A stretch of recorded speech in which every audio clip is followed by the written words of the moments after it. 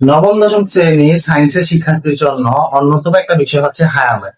এবং এই হায়ার ম্যাথের ভিতরে একটা খুবই গুরুত্বপূর্ণ অধ্যায় হচ্ছে ত্রিকোণমিতি, যে অধ্যায় থেকে সকল শিক্ষা বোর্ডে প্রতি বছরে একটা না একটা সিকিউ এসে থাকে। তাহলে সেই সিকিউ এবং হচ্ছে বইয়ের অঙ্কের ধারাবাহিক সমাধানের সিরিজে আজকে আমরা সমাধান করবো হচ্ছে তোমার 8.1 এর 2 নম্বর অঙ্কটা। আর প্রথম যারা ভিডিওটা দেখে আসছো, বেসিকে যে ভিডিওটা, এবং যারা মিস করেছো তারা অবশ্যই দেখে আসবে। আর যারা পরে এসেছো তারা অবশ্যই আমাকে জানাবো যে তোমরা পরে এসো কি না, আমাদের কমেন্ট বক্সে জানাবে। তাহলে হচ্ছে আমরা হচ্ছে অঙ্কের জন্য যাই। তাহলে 2 নম্বর অঙ্কে কি বলা আছে? বলা আছে যে একটি কোণকে ষাটমূলক এবং বৃত্তীয় পদ্ধতিতে যথাক্রমে ডিডিবি ও আর রেডিয়ান দ্বারা প্রকাশ করা হলে প্রমাণ করা যে DD by 180 degree equal R by pi. তাহলে আমরা যখন বেসিকের ভিডিওটা নিয়ে আলোচনা করছিলাম তখন আমরা জানছিলাম যে 1 ডিগ্রি সমান পাই বাই 180 ডিগ্রি। তাই সে অনুযায়ী আমরা লিখে দেবো যে আমরা জানি যে 1 ডিগ্রি সমান পাই বাই 180 ডিগ্রি। এখন যদি আমি কি করি, উভয় পক্ষে ডি দ্বারা গুণ করে দেই তাহলে কি হয় দেখো।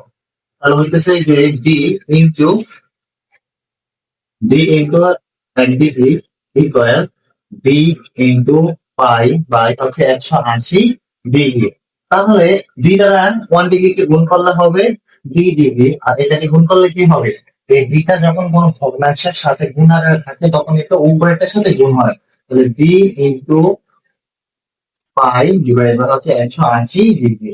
তারা প্রশ্নে কি বলছিল যে ডিগ্রি আর আর রেডিয়াস দ্বারা প্রকাশ করা হলে প্রমাণ করতে ডিভাইড বাই 180 ইকুয়াল হতে পারবে আর বাই পাই।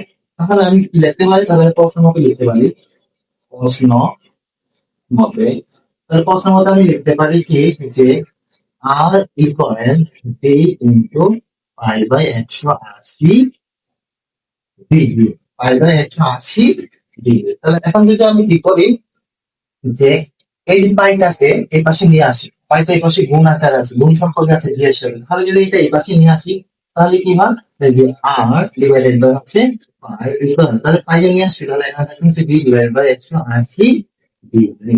মূলত এটা অনেক বড় অঙ্ক না, মূলত এটাই হচ্ছে অঙ্কের সমাধান 180। তুমি তাহলে এটাকে এভাবে ঘুরাই দিতে পারো যে ডি ইকুয়াল হচ্ছে 180 ডিগ্রি, এটা হচ্ছে আর বাই কত। তো বুঝে নেওয়া অঙ্ক শেষ।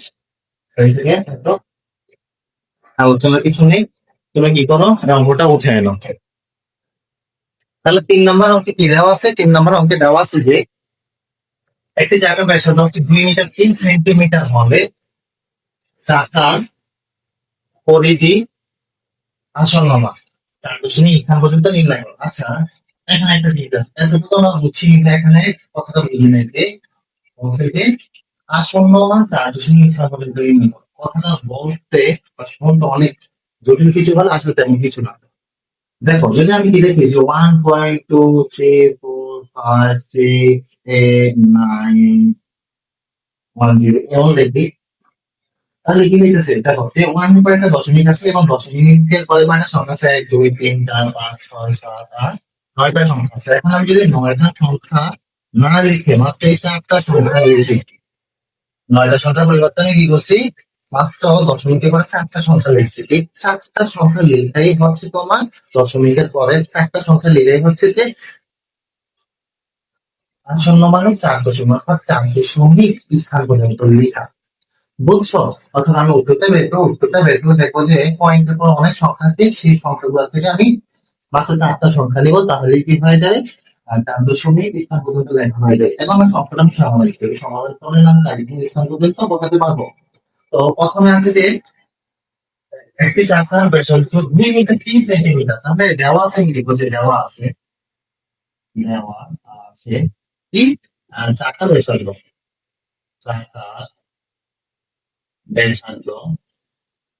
কত দেওয়া আছে 2 মিটার, আমি মিটারকে 9 সেন্টিমিটার সংক্ষেপে লেখা আমার কোথা দিয়ে দিলাম 3 সেন্টিমিটার দেওয়া আছে। 3 সেন্টিমিটার আমি কি করবো, ওই মিটারকে সেন্টিমিটার নিয়ে যাবো। আর আমরা জানি মিটারকে সেন্টিমিটার নিতে হলে 100 দ্বারা গুণ করতে হয়। তাহলে হচ্ছে 2 × 100, আর 3 সেন্টিমিটারটা নিচে মুখ করে দিব, তাহলে কত হয় 200। 200 সাথে 100 গুণ করলে হয় 200 যোগ 3, তাহলে 200 সাথে 3 যোগ করলে কত হয় 203 সেন্টিমিটার। মিটার হয়, বুঝছো? তাহলে কত আসতো আমাদের? টাকার ব্যাসার্ধ 203 সেন্টিমিটার। তাহলে আমরা জানি বৃত্তের পরিধি নির্ণয় করি কিভাবে? বৃত্তের পরিধি নির্ণয় করার সূত্র হচ্ছে 2 পাই r। তাহলে আমরা জানি দেখি যে আমরা জানি বৃত্তের পরিধি পরিধি সূত্র কি? 2 পাই r। কেন আমি বৃত্তের পরিধি দেখছি? কারণ একটা চাকা দেখতে গোলাকারই হয় না, তাই বৃত্তের মতো চাকা দেখতে কোনো টাইট কোনো ত্রিভুজের মতো দেখা যায়, বৃত্তের মতো হয়। আর চাকাটা যেহেতু গোলাকার, আর গোলাকার জিনিসের পরিধি বের করে কি 2 পাই r দ্বারা। তাহলে চাকাটাও যেহেতু গোলাকার, তাহলে পরিধিটাও হবে কি 2 পাই r। তাহলে তুমি বৃত্তের পরিধি বের করতে লিখতে পারবে কি চাকার পরিধি, অর্থাৎ চাকার পরিধি। তাহলে তুমি এখন কি করতে পারো? আমরা জানি তো মুছে দিতে পারবো যে চারটা পরিধি হয়, চারটা পরিধি সমান হচ্ছে 2 পাই r।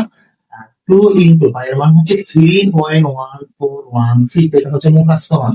হ্যাঁ, অর্থাৎ পাই এর মানটা তুমি সবসময় মুখস্থ রাখবে 3.1416। আর r এর মান আমরা কি ভাগ করছি? সেন্টিমিটারে বের করছি যে 203 সেন্টিমিটার। তাহলে আমি এখানে হচ্ছে 203 সেন্টিমিটার। এখন তুমি কি করবা? এই মানটা ক্যালকুলেটরে উঠাবা। আচ্ছা, আমার ক্যালকুলেটরটা হচ্ছে যে একটু চলাচল আর বন্ধ হয়ে যায়, এটা চালু করে নিয়ে আসো। তাহলে কি হইতেছে? আমি যদি 2 এর সাথে 3.1416 গুণ করি, কিন্তু কত গুণ করবো? সাথে 203 গুণ করবো। তো গুণ করলে কত হয়? গুণ করলে তোমাকে এলসিসি হয়ে গেল, এটা হইতেছে তোমার আসতেছে কত? আসতে হচ্ছে তোমার 1275.4896 সেন্টিমিটারে আসতেছে। হ্যাঁ, যেহেতু চাকা তোমার হচ্ছে 2 মিটার 3 সেন্টিমিটার দেওয়া আছে, আমি বলতে কি করবো? তোমার দেখছি যখন বই উত্তর মালা করবা, তখন সেটা ব্যাসার্ধ মিটারে দেওয়া আছে, তাই এই জন্য আমি কি করবো? এটাকে সেন্টিমিটার থেকে আবার মিটার নিয়ে যাবো। আর তোমার সাথে এই কাজটা করতে পারবে যে এইটাকে সেন্টিমিটার না আনে পুরোটাকে মিটারে নিয়ে যেতে পারো। অর্থাৎ 3কে 100 দ্বারা ভাগ করে 2 এর সাথে যোগ করে দিলে কি হয়ে যাবে? মিটারটা বের হয়ে যাবে। আর তোমরা চাইলে এভাবে করতে পারবে যে আমি তোমাকে দেখা দিচ্ছি যে এভাবে না করে 2 যোগ 3 ডিভাইডেড বাই যদি 100 লেখো, তাহলে কি হবে? এটা মিটারে বের হয়ে যাবে। আর মিটারে বের হয়ে গেলে এখন মিটারের মানটা বসিয়ে দিবা আর এই জায়গায়। তাহলে আর এই জায়গায় বসিয়ে দিবি, তোমাকে কি করতে হবে না? এটাকে আমার মিটারে নেওয়া হবে না, কিন্তু আমি করে ফেলছি। তাহলে আমি তোমাকে এইভাবে করে দিই, তাহলে এটাকে আমি 100 দ্বারা ভাগ করবো। 12756 হচ্ছে 100 দ্বারা ভাগ করে কিন্তু এটা মিটারে চলে যাবে। তাহলে হচ্ছে ভাগ তোমার হচ্ছে 100। তাহলে কত আসতেছে? আসতেছে হচ্ছে তোমার